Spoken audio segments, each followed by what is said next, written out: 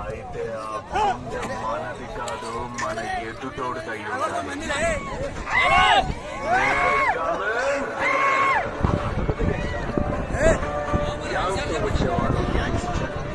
మీకోసమే సాయంత్రం దాకా ఎంత తింటారో అంత భోజనం పెడతామని ఆ యొక్క నాయుడు ఇస్రాకులు తేవడమో తాగడానికి నీళ్ళు ఏమో సదుపాయం చేసుకుంటారు.